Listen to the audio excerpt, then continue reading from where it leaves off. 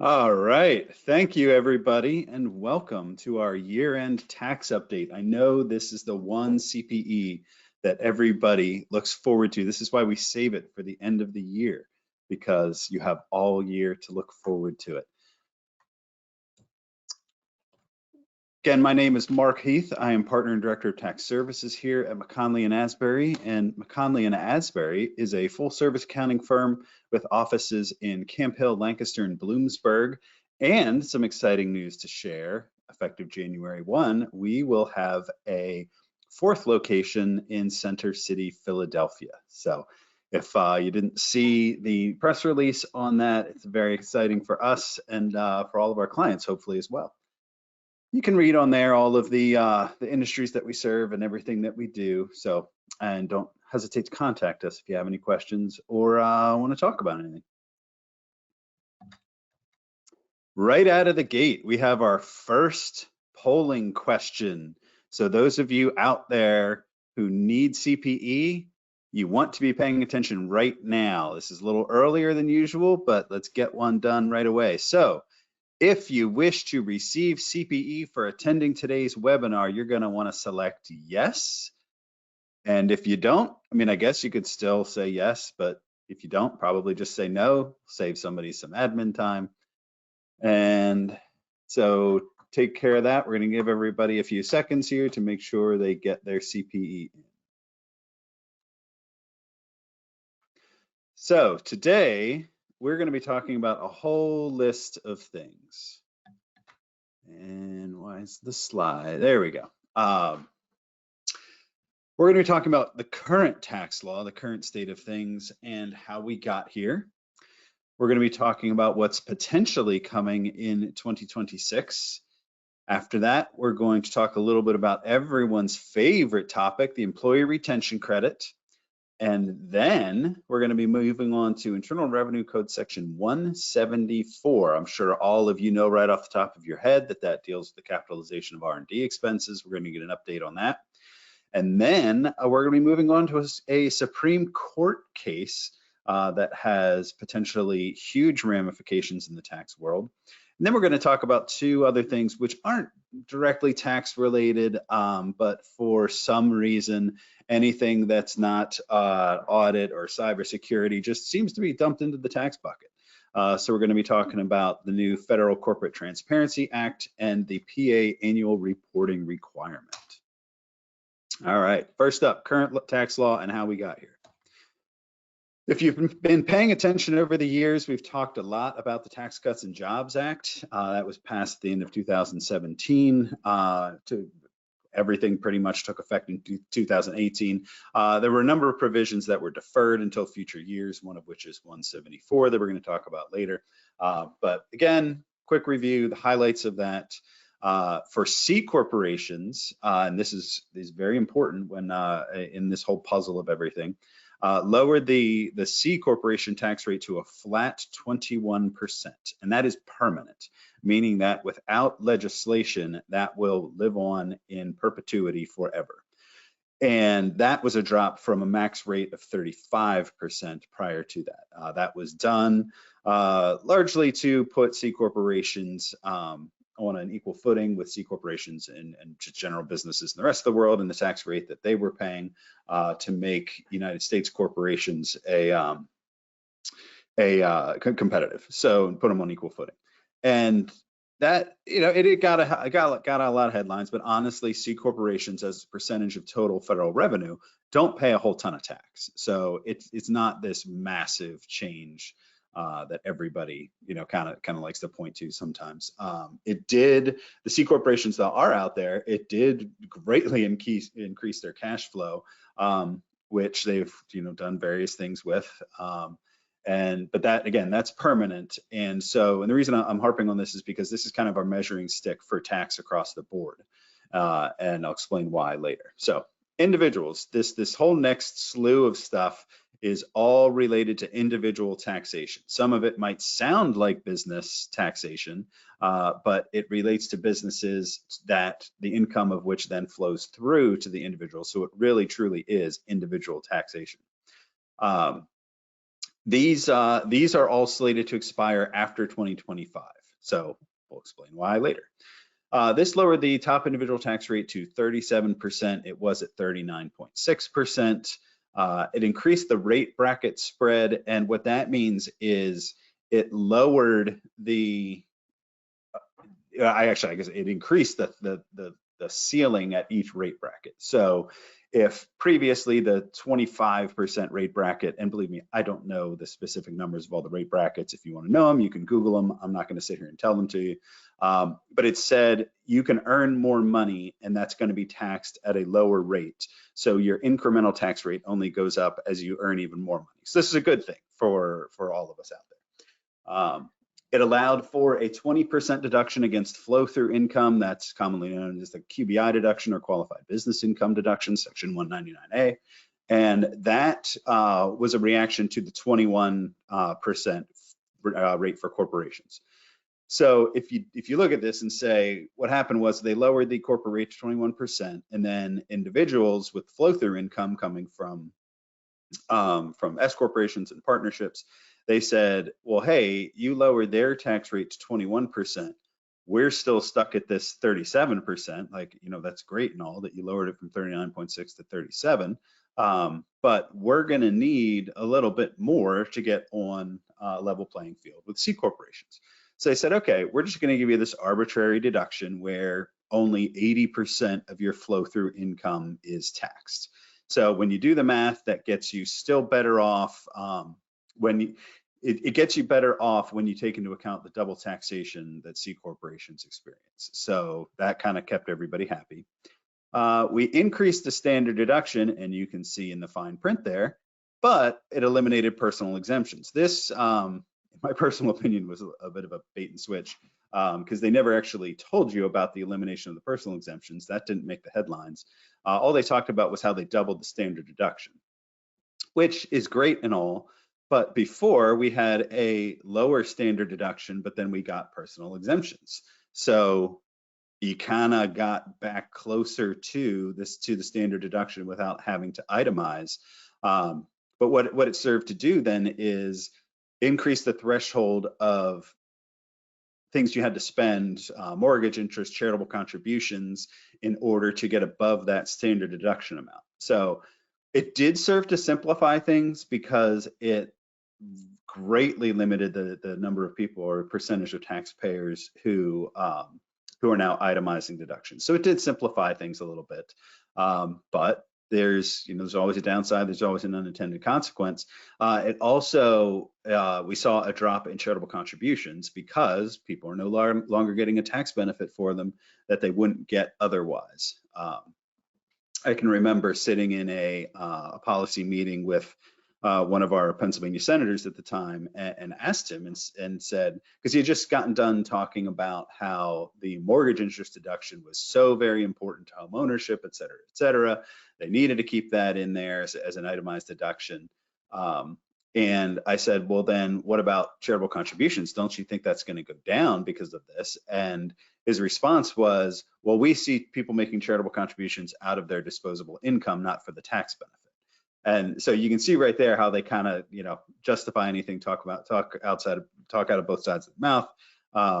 But it is just interesting commentary. So, or at least I find it interesting. Hopefully some of you do too. Also, it capped the state and local tax deduction at $10,000. This is a pretty big deal because flow-through entities, obviously, they're paying the individual, the shareholder or partner is paying all the tax of the business, including at the state level. So by capping that deduction to $10,000 means that you're losing a whole big deduction there for your state taxes. The why was a revenue raiser because they had to do it for reasons we'll talk about later, but that's a big piece of this as well. Increased the AMT exemptions. I forget the statistics that I saw, but there was something like, I don't know how many millions of taxpayers who were in AMT before the passage of the Tax Cuts and Jobs Act. And then after the Tax Cuts and Jobs Act, the number of taxpayers in AMT was dropped to like 200,000 or something like that, like some crazy reduction, which again served to simplify it. And that was one of their goals. So that was a win. They checked that box. Increased the child tax credit, which is good for anybody who has children. It suspended miscellaneous itemized deductions, which were largely a handout to, kind of different industries, including the tax preparation industry, because included in the miscellaneous itemized deductions were tax prep fees. And so it is what it is. And then it also dramatically increased the estate tax exemption, which went from about 5 million at the time to right now. I think next year it's slated to be somewhere in the vicinity of $16 million per person. So you get up to 32, I believe it is. So that was a huge increase in 2017, 2018. Other items in the Tax Cuts and Jobs Act, bonus depreciation. Again, these are based on, well, not again, you haven't heard it yet this time. These are based on calendar year additions. So there's a difference between your tax year and your calendar year. Calendar year obviously runs 1/1 to 12/31. Your tax year might be different from that if your company is on a fiscal year. So, and this applies to all businesses, not just flow-throughs, not just C Corps. So the phase out began in 2023. Prior to this year, it was 100%. This year, it's 80%. Then we're going to go down 20 percentage points until it goes away. And it also added Internal Revenue Code Section 174, which we're going to be talking about in a few minutes. And so all of this, I prefaced it by saying how these are temporary. All of the individual ones are slated to go away in 2025. So obvious question is how and why? Like, how did we do this? Why did we do this? Budget reconciliation. So if you think back to 2017, one party was in control of all three branches of government, and they decided they wanted to make tax policy their big thing that they wanted to do, and they wanted this to be a massive tax cut. The problem is they knew that the other party was not going to give them a single vote. So they had to pass this with only 51 votes in the Senate. And the only way you can do that is normally everything would require 60 votes. For this, they knew they couldn't get 60 votes to do this, so they put it into the budget. Clearly, tax revenue, tax collection is part of the budget, so you're allowed to do that. And but in order to be able to pass the budget with only 51 votes, you have to, there are people who calculate this stuff constantly while they're doing this. You can only increase the budget deficit over a 10-year window by $1.5 trillion. So every time they put one in, they put a provision in there that was a tax cut. Somebody would say, hey, you're at 1.7 trillion, you got to find $200 billion. And so they put then a revenue raiser in there, and then maybe they drop down to like 1.3 trillion. They're like, oh, now we got 200 billion to play with. So then they say, what if we, you put something else back in, you go up to 1.6, and they say, well, what if we put this in there, but we only make it effective in 2022, and then before we get to 2022, we'll repeal it. And they're like, that's fine, you're at 1.5, done. Vote on it, pass it, we're through. So that is how we got here. Next up, our next polling question. Polling question number 2, for those of you looking for CPE, make sure you're paying attention. What is the current highest individual tax rate? Options are 37%, 39.6%, or it must be nice to worry about the highest individual tax rate. That's me right there. So 2.6% doesn't seem like a lot, but I guess when it's on a big number, it's a lot. So if you're paying attention, pick one. If you weren't, that's fine. Pick one anyway. Make sure you get your CPE. We'll give everybody a few seconds while I have some coffee.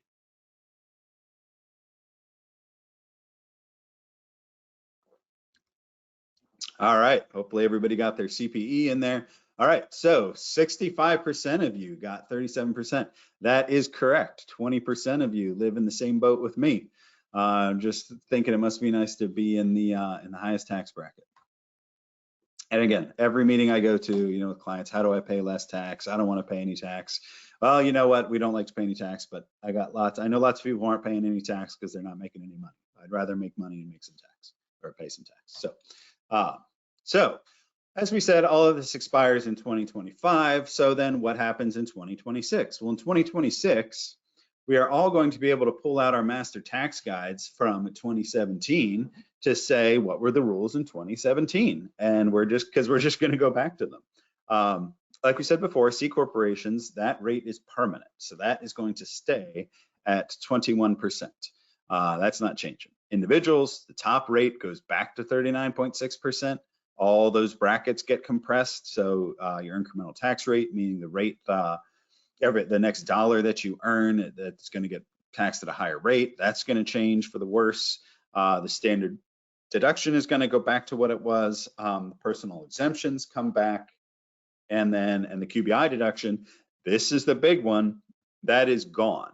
So flow-through entities will no longer be on an equal footing with C corporations.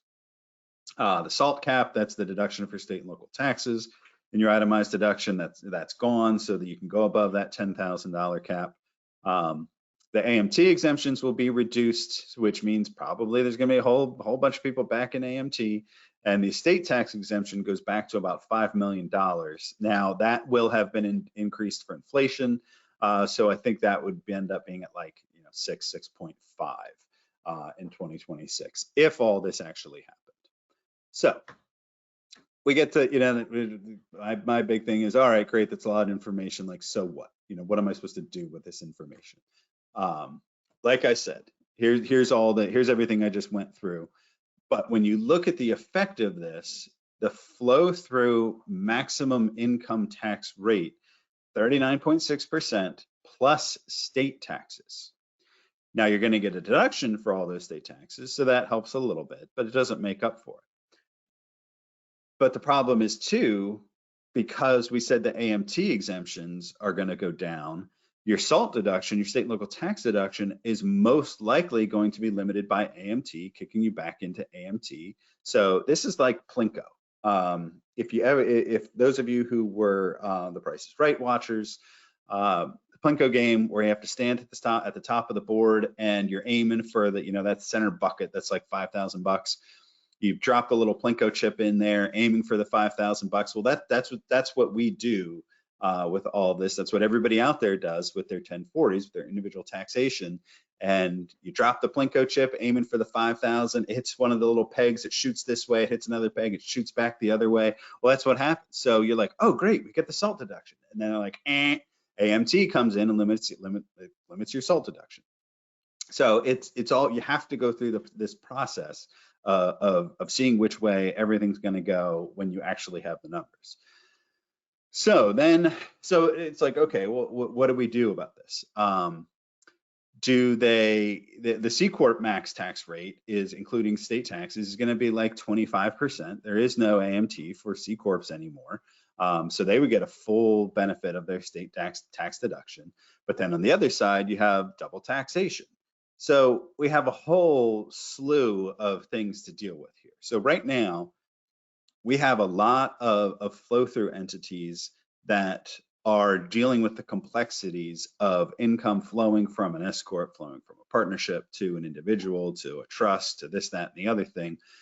Managing this process has become a nightmare for them, but the tax savings are still there, so they keep doing it. If the tax savings go away, even if it's just the same, or if it's just a little bit of savings, do you say, forget it, I'm not going to do this, I'm going to go to this system where this crazy idea where the company that actually makes the money pays the tax? Are we going to see a lot of flow throughs do that? I don't know, maybe. I could see a bunch doing it.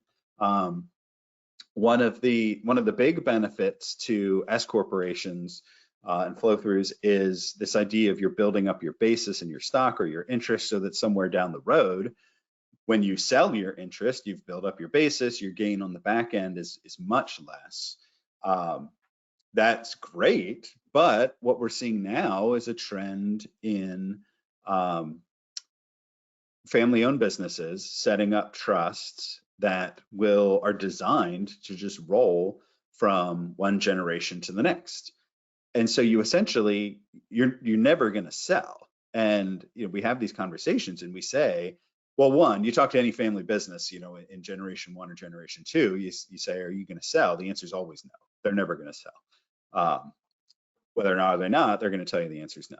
So if they truly are never going to sell, if there's never going to be this big taxable event at some point, you're losing that back end benefit of the of not having double taxation, of having that increase in basis.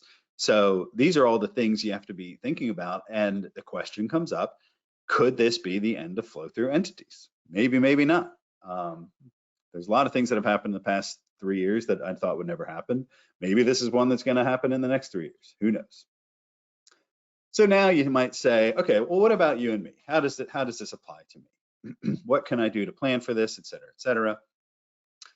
Take advantage of the standard deduction. So what we said was the standard deduction doubled, but we lost our personal exemptions. So what can we control in that? Other than making a decision to buy or not buy a house and have mortgage and mortgage interest deduction, sure, I guess you can control that. I would highly encourage you to not buy a house based on the tax benefits for it, because that leads to unintended consequences. What you can control is charitable contributions. So if you're not paying attention, you could be getting zero benefit for your charitable contributions. Now, a common question at the end of every tax year is, well, how do I lower my tax liability? Should I make charitable contributions? And my answer every single time is no, that's a terrible financial decision. A charitable contribution should not be a financial decision. It should be a personal decision. If you support an organization, believe in their mission, you want to support them financially, 100 times out of 100, yes, make a charitable contribution. The only question is whether or not you can afford it and whether you need it. The only questions are, can you afford it? Do you believe in this organization? You should not do it for the tax benefits because you're giving away $1 to save 25 cents. It just doesn't make any sense. But if you are going to make the charitable contributions, let's do this in a smart way so that you can either, one, get a tax benefit for it, or make a bigger contribution because you're going to get tax savings from it. So one way to do that is if you make a charitable contribution on December 31 every year, obviously I have no idea how much people are giving away, but there's a good chance you're going to continue to be under that standard deduction every single year, and you're not going to get a deduction that you weren't going to get anyway. So you're getting no benefit from your charitable contributions. Whereas if you make your charitable contributions on January 1 in 1 year, and then in the same year on December 31, make that charitable contribution, you're doubling up your charitable contributions. Good chance you're going to get above that standard deduction, get a benefit for it in that year. And then the next year, maybe you don't make a charitable contribution and you're still going to get that standard deduction. The organization, it's only a 1 day difference in when they're getting the cash. And as long as they're not counting on that in that 1 calendar year, they don't really know the difference. So it's the same to them. You get a tax benefit. All I'm saying is let's just think about it and be smart about it and make sure you either maximize your tax benefit or maximize your giving. Either one is the way you should look at it. To the extent you can, maximize HSAs, FSAs, that kind of stuff. Healthcare costs are crazy. So to the extent that you can pay all of those costs with tax-free dollars, you want to do that. Who knows? If you're in if we get to the end of 2025, we see no light at the end of the tunnel that they're actually going to fix this. Maybe you want to accelerate some income into 2025, get it taxed at a lower rate with that bracket spread. And then you just pay less tax as opposed to letting it hit in 2026 where it's going to be taxed at a higher rate. Maybe you want to do that. If estate tax is a concern of yours with the limitations, you want to do some estate planning. There's a ton of lawyers out there right now who are very busy writing estate plans, setting up trusts for their clients to take advantage of the increased lifetime exemption. because once you take advantage of that lifetime exemption, you're good. You're good forever. Even if they lower the exemption, you've already taken advantage of it when it was in place. You don't have to worry about it anymore. All that income is sheltered. You're fine. So there's a lot of that going on right now. And then in 2026, know the changes.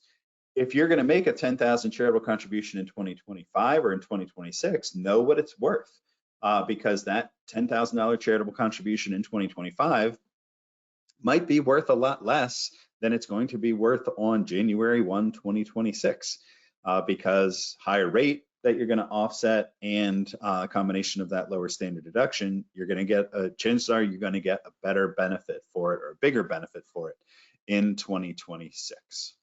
So that is it for the Tax Cuts and Jobs Act. Didn't mention this, but if you do have any questions, submit them in, and we'll talk about them when we have a second. Next up, the Employee Retention Credit.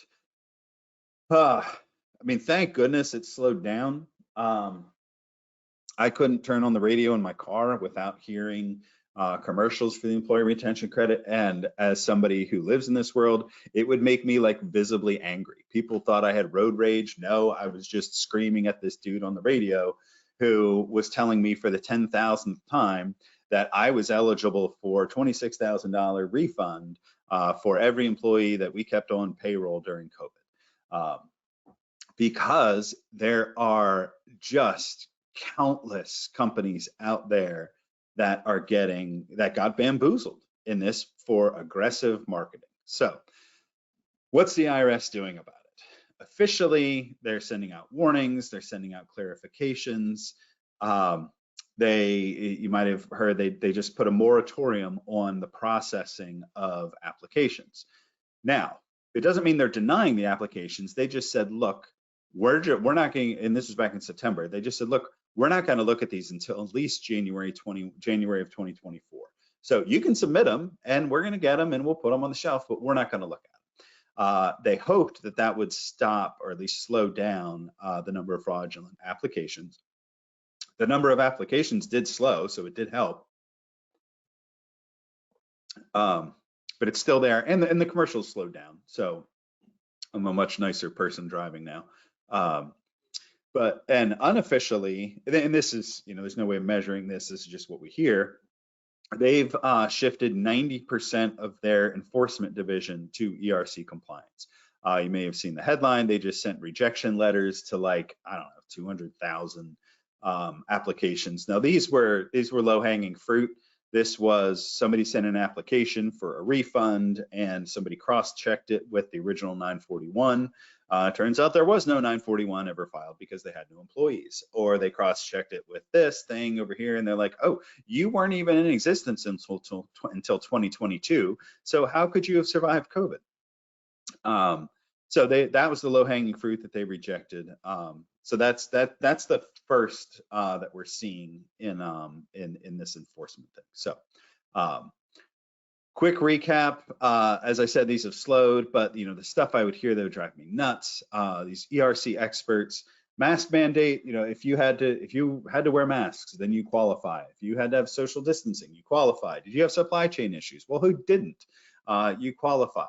And then you ask them, the expert, well, do you sign the 941X? No, they don't do that. This is your form that you're filing. Do I work for the company calculating the credit? Well, no, this is one of my favorite stories. I dealt with some dude with a Gmail address telling me that this client qualified, and because I was telling the client that they didn't qualify, that this guy is telling me the client qualifies, and I forget which of the fly-by-night organizations it was, but I'm like, why do you have a Gmail address? And it turns out he didn't work for the company that was helping them with this credit. He was a broker that connected the client with the company, so he just gets a cut of this. I mean, it's crazy. So and then you dig into the fine print of the engagement letters, and you see in the engagement letter, they're not even calculating the credit. All they're doing is taking the numbers that you give them and spitting out a credit number and giving it back to you and telling you qualify for this. Then you say, well, this company's going to certify that we qualify, right? No, if you read the fine print in the engagement letter, you're self-certifying that you qualify, and it's just madness. So really, when you dig into this, the companies, they're not actually doing anything. All they're doing is taking a cut of your credit for calling you and telling you that you qualify. So, but the good news is you don't need to pay them until you get the credit. So that's fun.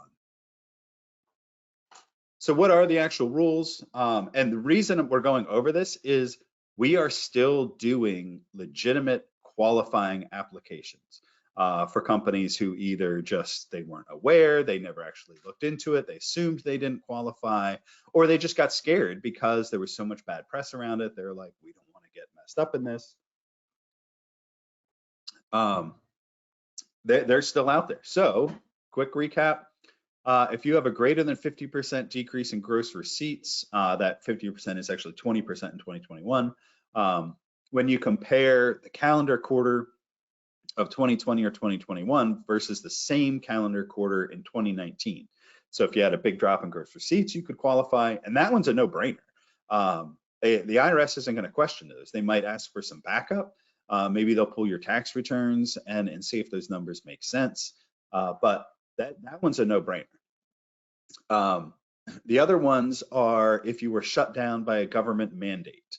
And, and this is it must be a law, it must be a mandate. It can't be guidance from, you know, health commission, whatever. It must be an actual law. So if you had supply chain issues and that supply chain issue meant that you couldn't operate your business, you couldn't get raw materials from anywhere else, and that was caused by a government shutdown in, you know, another area, so your supplier couldn't operate.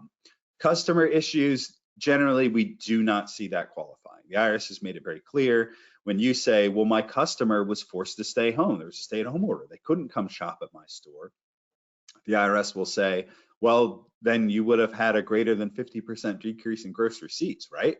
You're like, well, not really. And then it's like, well, then well, you just told me all your customers stayed home. So did you have to operate, I'm sorry, could you operate remotely? That's the other thing. If you were shut down, this is the same boat, this is the boat that we were in as an accounting firm. Sure, you know, for only a couple of days, we were technically shut down, but we could operate remotely. And literally everybody unplugged their computers, threw a monitor under their arm, went home, plugged in, got back to work. So we saw no impact of it, so we're not eligible. Did you have a partial shutdown? We've seen a lot of aggressiveness in this area. The cookie cutter example is dine-in eating. So you couldn't do dine-in eating, but you could do takeout. That's clearly a partial shutdown because, you know, half of your business or whatever is probably dine-in. So it's clearly a partial shutdown, but you can still operate. And the other thing to remember is you can't double dip with PPP or other wage credits. So if you got PPP forgiveness using wages, you can't use those same wages to generate, excuse me, an employee retention credit. And now it's time for polling question number 3. Will the Eagles win another game this season? Here's your next polling question. Remember, if you're looking for CPE, now's your time. So will the Eagles win another game this season? Yes, they are going back to the Super Bowl. Or definitely, they may never lose another game ever again. Or absolutely, I heard they may be signing Bryce Harper. If you didn't pick up on it, I don't know if somebody left off the fourth option of no, but I don't consider that an option, so I'm only going to give you 3. So now don't get upset if you don't. We're not going to hold you to this. If you're not an Eagles fan, just pick one which you find to be the most entertaining. You'll still get your CPE credit, and you won't compromise your fandom, unless you're a Cowboys fan, in which case I don't care. So another couple seconds for the CPE credits while I drink some more coffee. All right, there we go. Yeah, we'll see if they make it back to the Super Bowl. I'm an Eagles fan, but I'm skeptical. All right, now moving on to the dreaded Internal Revenue Code Section 174. So what is it? As a revenue raiser, like we talked about earlier, to get around the $1.5 trillion cap, they said, hey, why don't we make R&D expenses, research and development expenses, well, let's just make companies capitalize them starting in 2022. So it's a temporary difference. Nobody's going to care. It's time value of money. They'll get over it. Going to make them capitalize it, amortize it over 5 years. And so the problem is I think that the thinking here was, okay, we're going to go after big pharma, and we're going to make them pay some tax now. Well, the problem is this affects a lot of startups. So I'll give you an example of literally what's happening. You have a startup with $1 million in gross receipts and $1 million of payroll. They do one thing, they develop software. Well, all of that payroll is now being added back and capitalized over 5 years. So company's net income is zero, the company's cash flow is zero, and now they have a $300,000 tax liability. This is 100% happening all over the country. And the good news is legislators are hearing this from their constituents, and they're starting to feel the pain now too. So what is Internal Revenue Code Section 174? What are the specified research or experimental expenditures, which in the previous slide, that's the definition of this. First off, it's anything that generates an R&D credit. If it's a cost that is eligible for R&D, it's getting caught up in this. Software development costs. Software development, there's some nuances there. Sometimes it's eligible for an R&D credit, sometimes it's not. Regardless of whether or not it's eligible, it gets caught up in this. Then there are also costs that are included that are not eligible for the credit, even if they relate to a program that's eligible for the credit. So other labor, materials and supplies, cost recovery, patent costs, management, travel. So think admin costs that relate to research and development initiatives. Those are getting caught up in this too. So your add back, your capitalized number is generally going to be bigger than the costs that are eligible to calculate the credit. So what do we do? Some people have said, you know what, forget it. I'm just going to not take the R&D credit because I don't have the cash flow right now. Sure, the R&D credit is nice, but I don't have the cash flow to pay the taxes. Well, one, this doesn't solve the problem. You still have R&D costs whether you take the credit for it or not. Two, you're trading a temporary benefit for a permanent benefit. And that's not good because the permanent benefit, by definition, is a permanent benefit. The temporary one, you're going to have to pay back at some point. So it doesn't solve the problem, and I don't think it's a long-term solution. Plan accordingly, call your legislators, and cross your fingers. Like I said, the legislators are starting to feel the heat on this, and they promised us from the day the Tax Cuts and Jobs Act was signed, they promised us that they were going to fix this.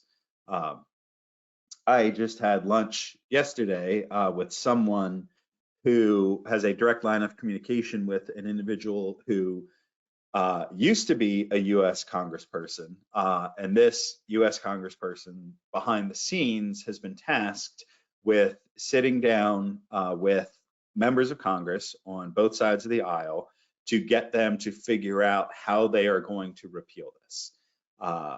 In this person's words, they are guaranteeing it's going to get done. When it's going to get done is going to be in spring of next year. They're saying what it's going to take is a government shutdown in January, which will be painful. And then they're going to come back in February and they're going to get a continuing resolution. And part of that continuing resolution is going to be the repeal of this code section. Now, I looked at this person and said, I don't believe you. I think you believe that this is going to happen, but there have been so many things over the past 3 years that they could do. It was possible. They just couldn't get it done. It's very simple, but it's very difficult. So I don't believe you. If it happens, great. I would love to see this But until it happens, I'm not going to believe you. So take that with a grain of salt, but I found it to be interesting.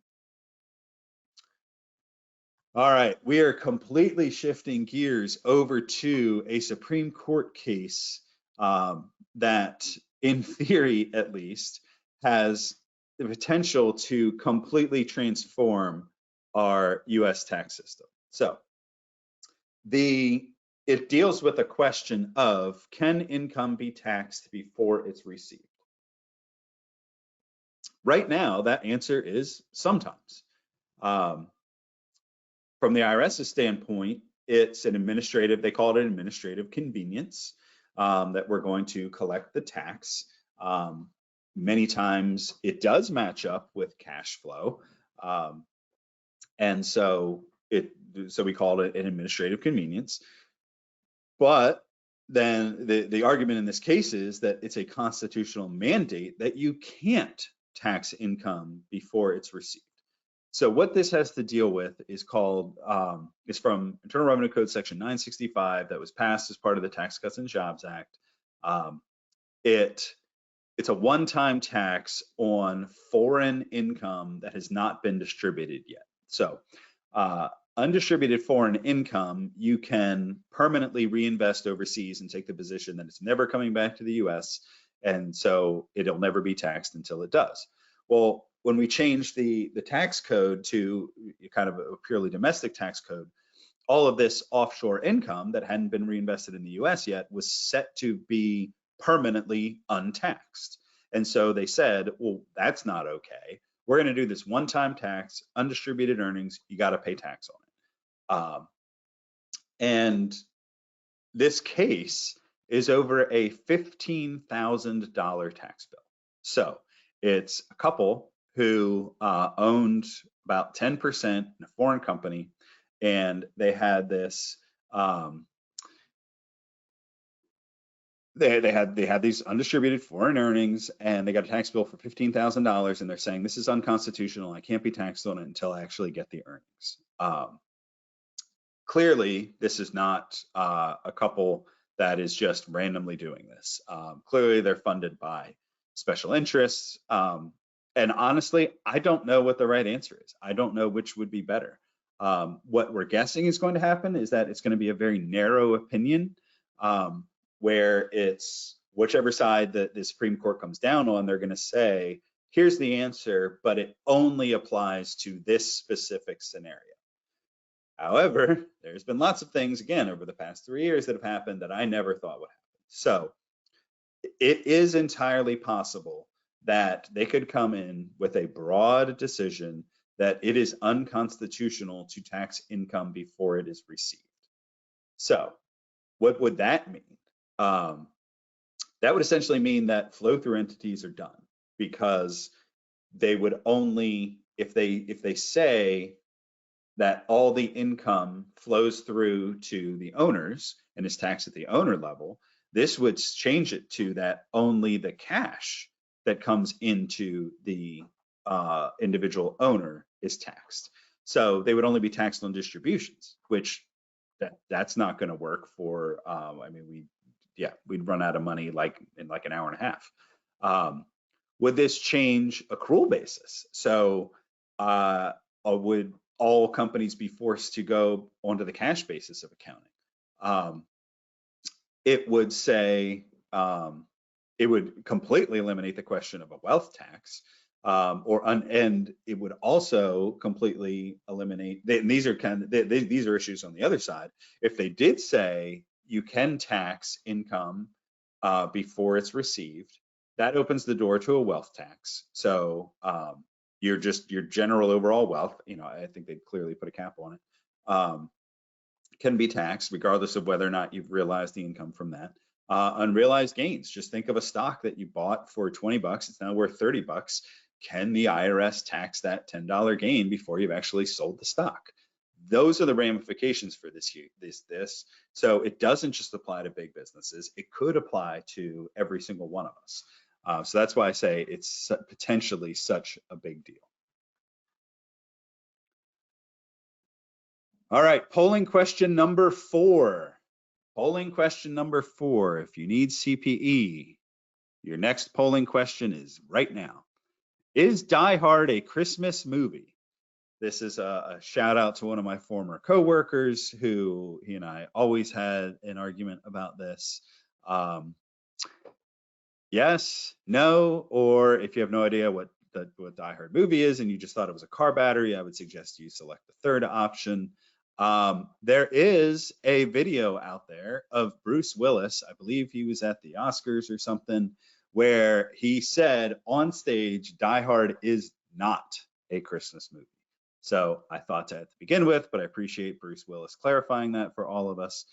It takes place during Christmas time, but that does not make it a Christmas movie. But you're free to vote your conscience on this one. Ooh, yeah, sorry, you people are just wrong. All right. Final topic for today, federal and PA annual reports. So quickly, we're going to, I don't want to eat too much into our question time. Excuse me. But first up is what's being called the Federal Corporate Transparency Act.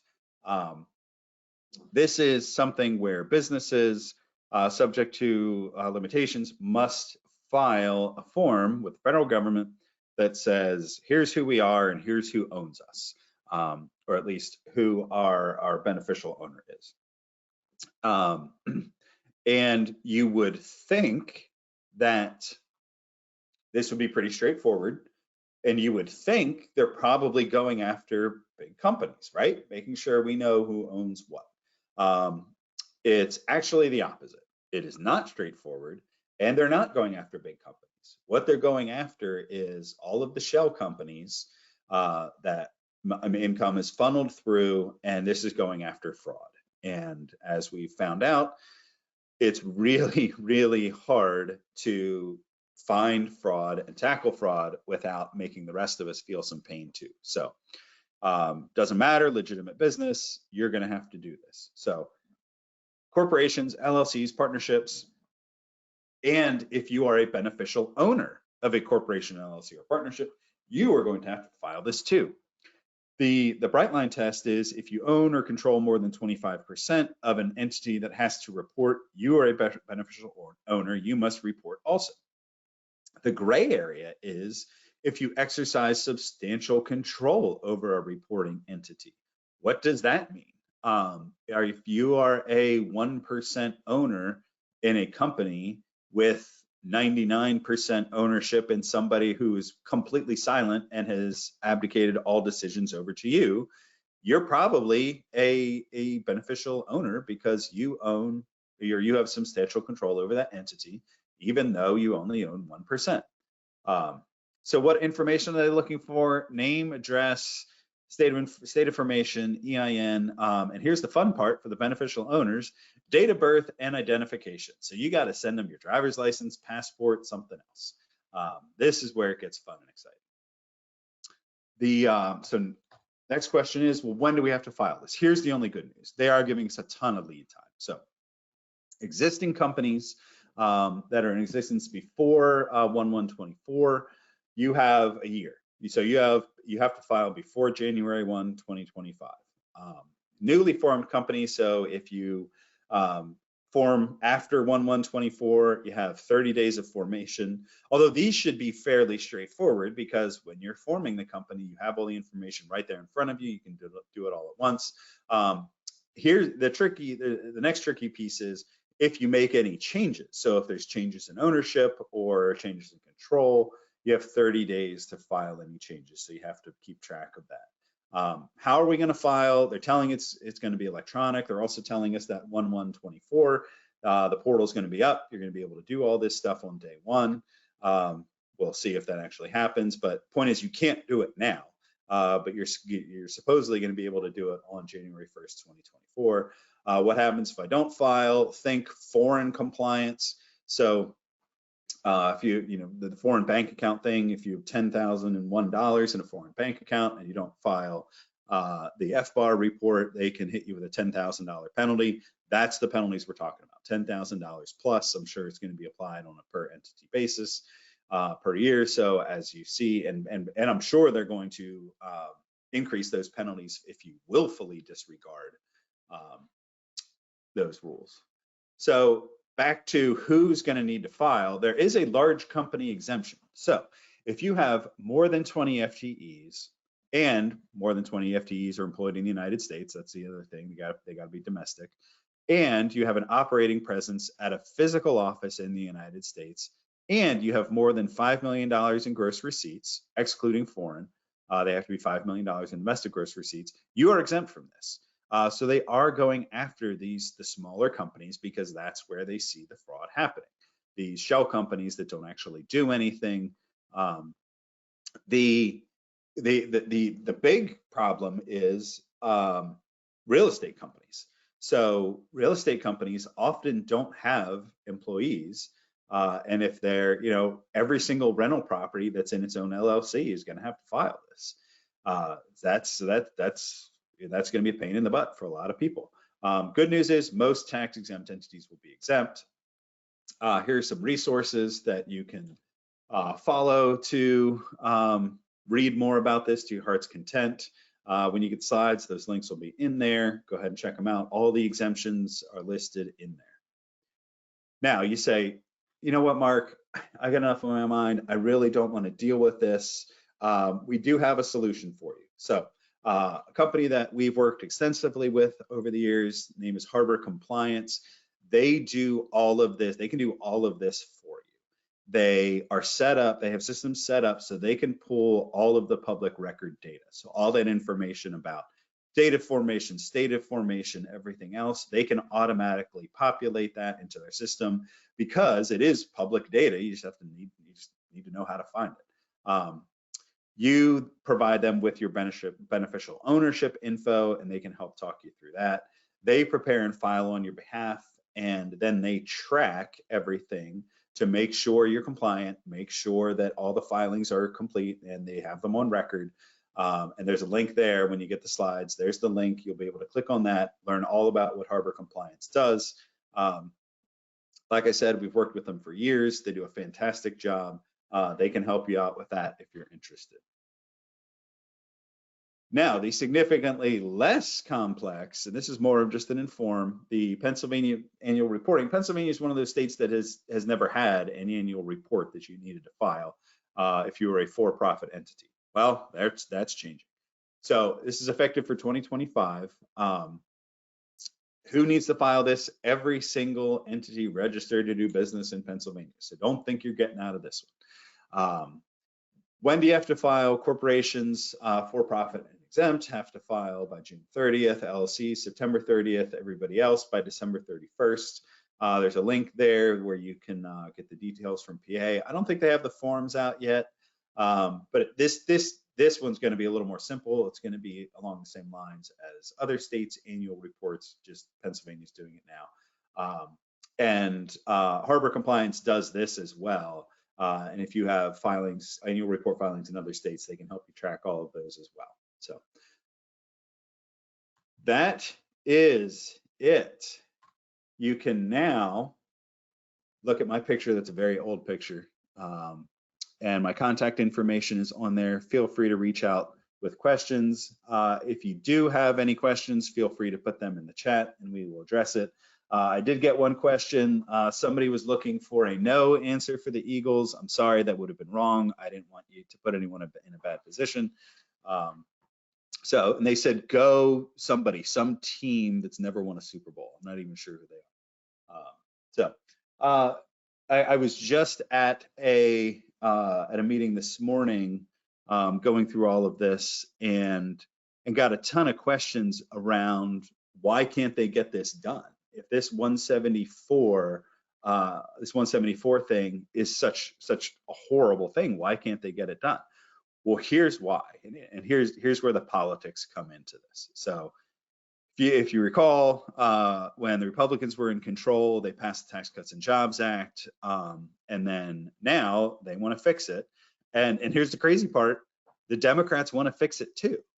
But the Democrats are basically saying, you made this problem, and now you're coming to us and asking us for help fixing it. And kind of like, Why would we do that?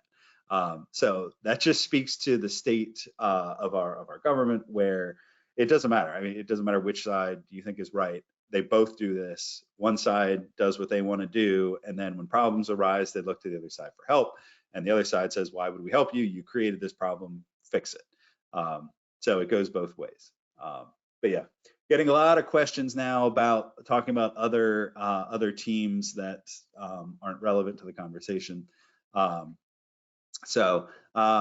Here's a question. Do not-for-profit organizations have to do the not-for-profit, do they have to file for federal and PA reporting? So the Federal Transparency Act, most likely not. There's an exemption in there for most exempt entities. For the PA reporting, I believe, I'm not a tax exempt filing guy, but I believe all nonprofits had to do that anyway, so nothing should change for you. But if you weren't doing it before, you might want to look and make sure that's correct, and start doing it if you need to. So, all right, I'm not seeing any more questions come in. Thank you all so much for joining us today. Do not hesitate to reach out if you have any questions. And upcoming events, we do have one thing on here. We've set the date for our 2024 Collaborate Conference. That is going to be May 2nd, Penn Harris Hotel, same place we had it last year. Hopefully, we will see you all there. Thank you, and have a wonderful holiday season.